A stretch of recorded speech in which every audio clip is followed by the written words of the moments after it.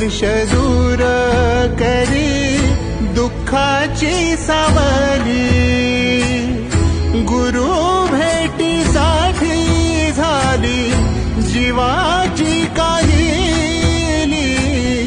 भक्त तुझा गुरुदेवा पुरता अट्टला, भेटला विठ्ठल माझा, भेटला